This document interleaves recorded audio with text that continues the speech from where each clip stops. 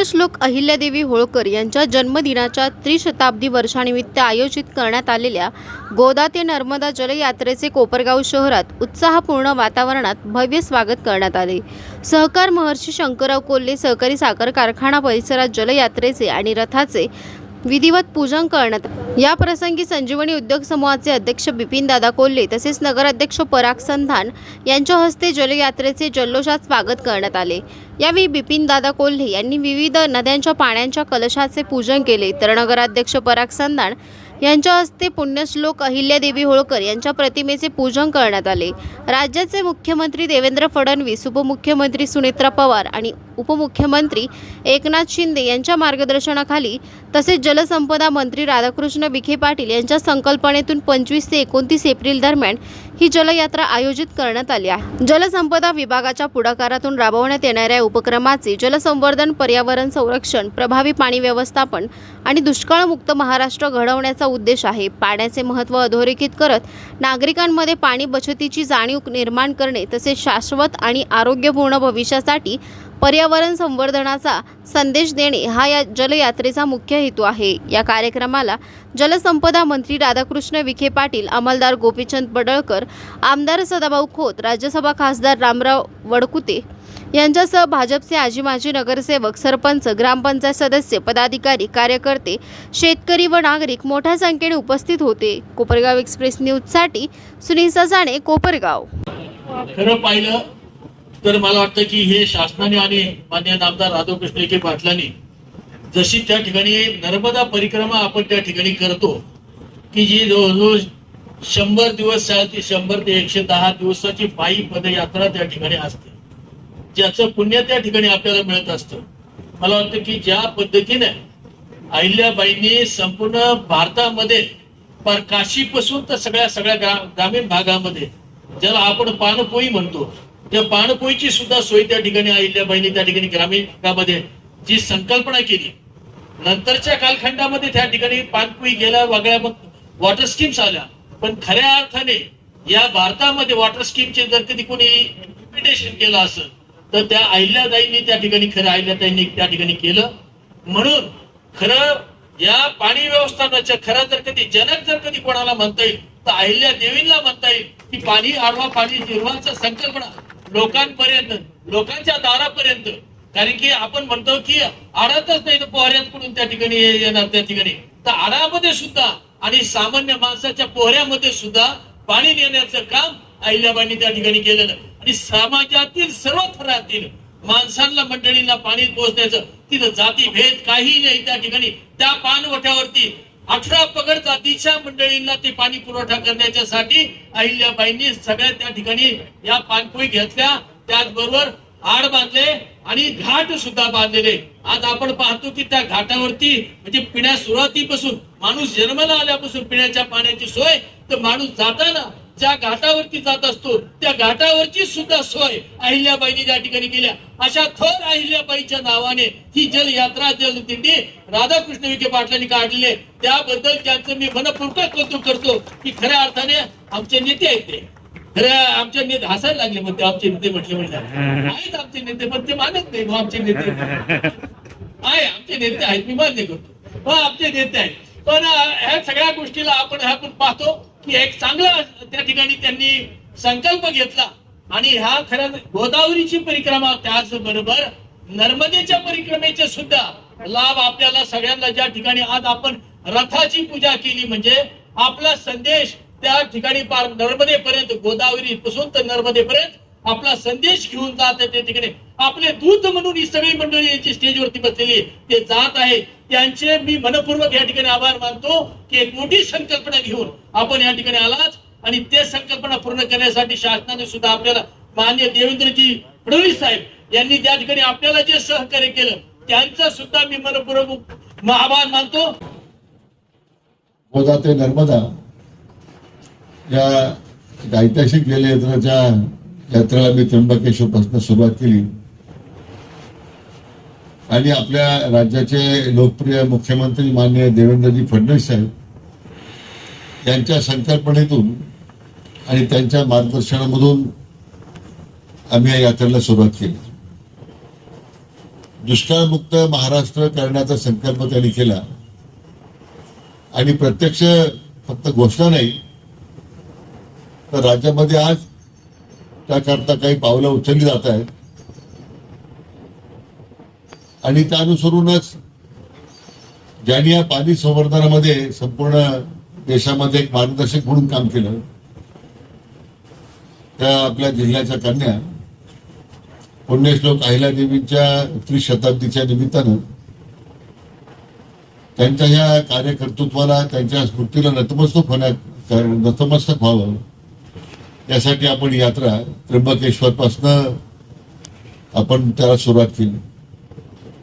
गोदावरीचं पवित्र जल घेऊन आपण आता नर्मदेकडे निघालेलो आहोत आणि त्याच दिवशी आपण चौंडीवरून पवित्र माती घेऊन त्या यात्रेचा शुभारंभ आपण केला. दोन्ही यात्रा काल शिर्डीमध्ये एकत्र झाल्या आणि आपल्याला मला सांगायला आनंद होतो की साधारण आपल्या राज्यातील 117 नद्यांचं पाणी आम्ही एकत्र केलं.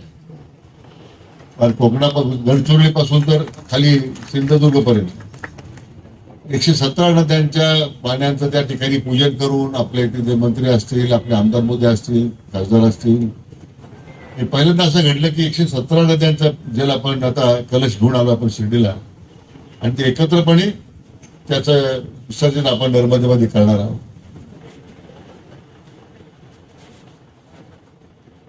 पुण्यश्लोक अहिल्यादेवींच्या कार्यकर्तृत्वाबद्दल माझे सहकारी माननीय पडळकर साहेबांनी आपल्याला कल्पना दिली आहे. ते पहिल्या दिवसापासून खरं म्हणजे या यात्रेला माझ्यासारख्या कार्यकर्त्यांना ते प्रोत्साहन देत आहे. अनेक वर्ष दुष्काळी भागाला पाणी मिळण्यासाठी त्यांनी केलेला संघर्ष हा आपल्या सर्वस्फूर्त आहे आणि म्हणून ते असतील आमचे शेतकरी संघटनेचे शेतकऱ्यांसाठी लढणारे आमचे सदाभाऊ असतील, नवीन राज्यसभेचे खासदार माननीय वडकुते साहेब असतील, या सगळ्याच लोकांनी शेतकऱ्यांच्या प्रश्नासाठी अविरतपणे संघर्ष केला आणि तीच भूमिका घेऊन प्रत्यक्षात दुष्काळमुक्त महाराष्ट्रासाठी जे पाऊल टाकले जात आहे त्याकरता आता मी आमच्या या यात्रेच्या निमित्तानं अधिक जागृती करण्याचं काम आपण करतो. अनेक वर्ष फक्त आपण भाषणं ऐकली, दुष्काळमुक्त करायचं आहे, सिंचनाच्या व्यवस्था निर्माण करायच्या आहेत. आपल्या निळवंड्याचं उदाहरण ताजं आहे. 35 वर्ष आपण फक्त भाषणं ऐकत बसलो, 4 वेळा भूमिपूजन आपण करून घेतली. परंतु महायुती सरकार आल्यानंतर मला मुख्यमंत्री महोदयांचं फडणवीस साहेबांचं अभिनंदन करायचं आहे की शेवटच्या टप्प्यात 3,000 कोटी रुपये देऊन हे धरणाचं काम पूर्णतेला नेलं नाही, फक्त नेलं नाही, आज दुष्काळी भागाच्या संपूर्ण भागाला पाणी सुद्धा आता द्यायचं आपण काम सुरू केले गेले दोन वर्षापासून. हे काम राज्यामध्ये सुरू आहे. ज्या ज्या भागांमध्ये पाणी गेलं नाही, फक्त लोकांनी भाषण ऐकले पाण्यासाठी, तिथं पाणी देणे, तिथं पाणी नवीन निर्माण करणं, सिंचनाची व्यवस्था निर्माण करणं, एक मोठा कार्यक्रम त्यांनी घेतला. नळगंगा वेनगंगाचा संपूर्ण 10 जिल्ह्याच्या विदर्भाला होणारा जो फायदा आहे तो नदीजोड प्रकल्पाचा त्याला मंजुरी दिलेली आहे.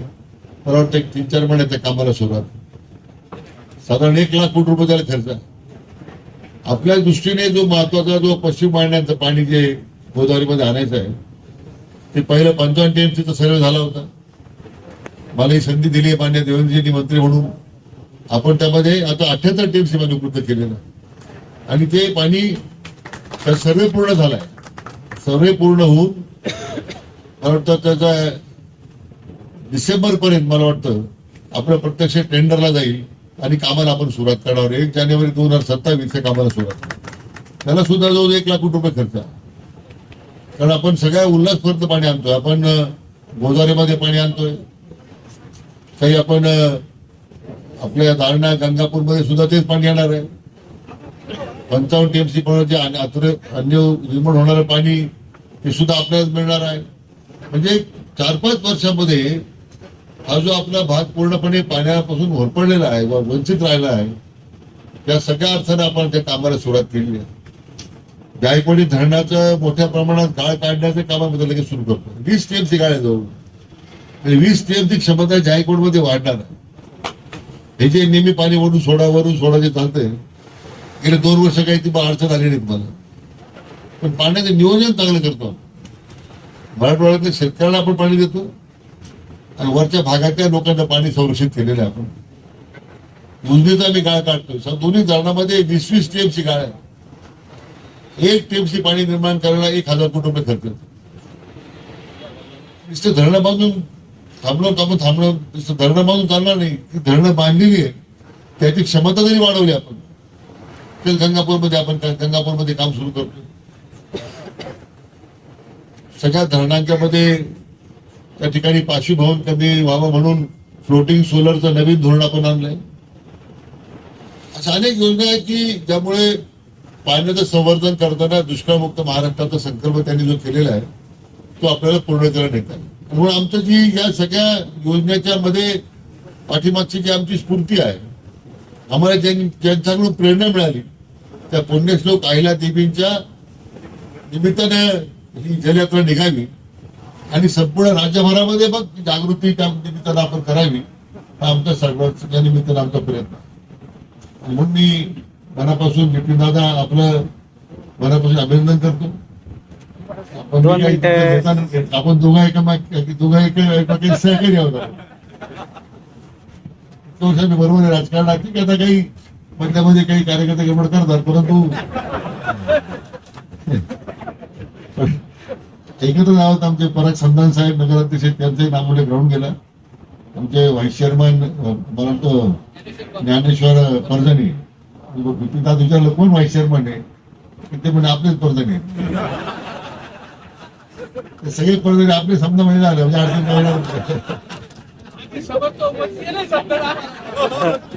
समजून समजा.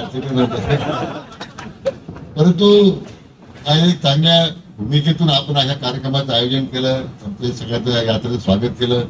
मनापासून आपल्या सर्व सहकार्यांना मनापासून आपला धन्यवाद देतो. पुण्यश्लोक अहिल्या देवींचा जन्म आपल्या अहिल्यानगरचा आहे, चौंडीचा आहे आणि याचा सार्थ अभिमान महाराष्ट्रातील तमाम जनतेला आहे. एक महिला असताना 300 वर्षापूर्वी त्यांचा जन्म झाला आणि त्यांची कारकीर्द 1795 पर्यंतची होती. तेव्हा सती जाण्याची पद्धत होती. जेव्हा त्यांचे पती खंडेराव यांचं कुंभेरीच्या युद्धामध्ये निधन झालं तेव्हा त्या सती जायला निघाल्या होत्या, परंतु त्यांचे सासरे फार कर्तबगार होते. एका मेंढपाळाचा पोरगा, सातारा जिल्ह्यामध्ये होळमुरुम नावाचं गाव आहे, त्या गावातला एका मेंढपाळाचा पोरगा, तो काळ असा होता राणीच्या पोटी राजा जन्माला यायचा. जो राणीच्या पोटी जन्माला येईल तोच राजगादीवरती बसायचा. परंतु या गोष्टीला छेद दिला मल्हारराव होळकरांनी. मेंढ्या राखणारं पोरग मामाकडे जाते नंदुरबारला, तळोजा म्हणून त्यांच्या मामाचं गाव आहे बारगळांचं, आणि तिथं जाऊन मामा त्यांच्या सैन्यामध्ये होते आणि तिथं मामांच्या सोबत ते सैन्याचं प्रशिक्षण घेतात आणि मग ते थोरले बाजीराव यांच्या सोबत सुभेदार म्हणून काम करतात. जेव्हा अहिल्यादेवी सती जायला निघाल्या तेव्हा मल्हारवानी त्यांना विनंती केली की माझा खंडेराया तूच आहे, तू सती जाऊ नको, हे सांभाळणार कोण? कारण अहिल्या देवींच्या मध्ये जे काही गुण आहेत ते सुभेदार मल्हाररावांना माहित होते आणि म्हणून या देशामध्ये पहिल्यांदा असं घडलं, सुभेदार मल्हारराव होळकरांनी अहिल्या देवीला सती जाऊ दिलं नाही. इतका प्रगल्भ विचार, इतका क्रांतिकारी विचार हा सुभेदार मल्हारराव होळकरांचा होता. आणि अहिल्या देवींचं तुम्ही काम बघताय, जास्तीचा वेळ नाही मित्रांनो. महाराणी म्हणून अखंड जगभर त्यांचं नाव आहे. महेश्वर साडी तिथल्या लोकांना काम नव्हतं, त्यांनी महेश्वर साडी ही अखंड जगाला दिली. आज जगभर प्रसिद्ध आहे महेश्वर साडी. आपल्या बाजूला मालेगाव आहे, हे अहिल्या देवीने वसवलेलं गाव आहे. त्यांचा मुलगा मालेरावांच्या नावानं हे मालेगाव आहे. चांदवड हे शहर अहिल्या देवीने वसवलंय. आज पण चांदवड मध्ये त्यांची उपराजधानी रंगमहाल नावाचं तुम्ही कधी जर गेला तर बघायला मिळेल. तिथं आता वाडा आहे रंगमहाल. चांदवडला जे वीर केलेली आहे निर्माण, आज पण चांदवड शहर दुष्काळाच्या परिस्थितीमध्ये त्याच विहिरीवरनं पाणी पितं. म्हणजे अहिल्या देवीने जे काम केलं होतं ते जल व्यवस्थापनाचं काम छत्रपती शिवाजी महाराजांनी केलं, जल व्यवस्थापनाचं काम, आणि त्यांच्यानंतर पुण्यश्लोक अहिल्यादेवी होळकरांनी केलं. शिवाजी महाराज तर इतके प्रगल्भ या विषयामध्ये होते. आपण रायगडावरती गेल्याच्या नंतर लक्षात येतं, रायगडावरती विहिरी आहेत.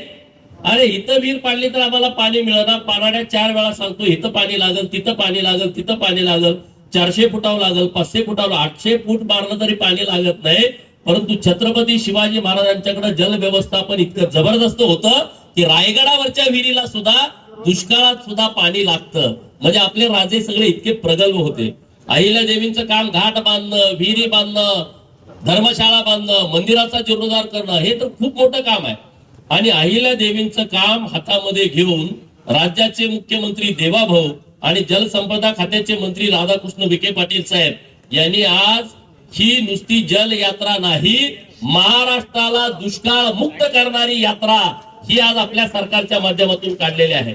ज्या भागामध्ये पिण्याचं पाणी नाही, ज्या भागामध्ये शेतीचं पाणी नाही, ज्या भागामध्ये जनावराला चारा नाही, चिमण्याला प्यायला सुद्धा पाणी मिळत नाही, त्या लोकांना पाण्याचं महत्व आहे. आणि म्हणून ते महत्व अखंड महाराष्ट्राला कळावं यासाठी विखे पाटील साहेबांच्या नेतृत्वात ही यात्रा निघाली आहे. मी धन्यवाद देईन विखे पाटील साहेबांना, कारण अहिल्यादेवींचं त्रिशताब्दी जयंतीचं वर्ष आहे. धनगरांच्या पोराशिवाय कुणी जयंती साजरी केली नाही आजपर्यंत. मी बघतोय, मी 10वीला असल्यापासून हे जयंतीचे कार्यक्रम बघतोय. पहिल्यांदा महाराष्ट्रात आणि भारतामध्ये असं घडतंय, केंद्र सरकारापासून देशातल्या सगळ्या राज्य सरकारांनी पुण्यश्लोक अहिल्यादेवींची जयंती इतक्या मोठ्या प्रमाणात साजरी केली आहे. मी धन्यवाद देतो महाराष्ट्र सरकारला, धन्यवाद देतो. अरे अहमदनगरचं नाव बदललं, ते पण एका वर्षात बदललं. हे शक्यच नव्हतं. हे आपल्या महायुतीच्या सरकारनं केलं. एका वर्षाच्या आतमध्ये अहिल्यानगर हे नाव केलं आणि अखंड देशभरातल्या अहिल्या भक्तांना या गोष्टीचा अभिमान वाटला. आणि त्याच्यावरती कळस म्हणून आता ही जल यात्रा निघते. पहिल्यांदा अशी यात्रा निघते जी चौंडीतून महेश्वरला चालली आहे. पहिल्यांदा अशी यात्रा निघते जी गोदा टू नर्मदा पहिल्यांदा चालले. आणि त्याचं सगळं श्रेय मुख्यमंत्री महोदय आणि जलसंपदा मंत्री महोदयांना जात आहेत. जोरदार टाळ्या वाजवून तुम्ही त्यांना धन्यवाद द्या. इतक्या मोठ्या प्रमाणात गावागावामध्ये लोक जल यात्रेचं स्वागत करण्यासाठी उभी आहेत. पाण्याचं महत्व अहिल्यादेवीला माहित होतं. जल आहे तो कल आहे. अहिल्यादेवीने म्हणून पाण्याचं व्यवस्थापन केलं. आणि या महाराष्ट्रामध्ये पाण्याचं राजकीय हत्यार म्हणून वापर केला गेला. दुष्काळी तालुक्यांना कायम दुष्काळी ठेवला. त्यांच्या मताचा वापर करून घेतला. त्या लोकांना नुसतं ऊस तोडीसाठी वापरलं गेलं, परंतु त्यांना पाणी दिलं गेलं नाही. महाराष्ट्रामध्ये पहिल्यांदा असं घडतंय, देवाभाऊंच्या नेतृत्वामध्ये 2-2 हजार कोटी, 4-4 हजार कोटी, 5-5 हजार कोटी, 10-10 हजार कोटी रुपये एका योजनेला एकाच वेळेस सरकार उपलब्ध करून देत आहे. हे सरकार दुष्काळ मुक्त करणारं सरकार आहे. मी शुभेच्छा देतो विखे पाटील साहेबांना, माननीय देवाभाऊंना खूप खूप की अहिल्यादेवींचे आशीर्वाद तुम्हाला मिळावेत आणि त्या माध्यमातून अखंड महाराष्ट्र लवकरात लवकर दुष्काळ मुक्तीकडे जावा अशी शुभेच्छा देतो आणि थांबतो. जय हिंद, जय महाराष्ट्र, जय अहिल्या, जय मल्हार.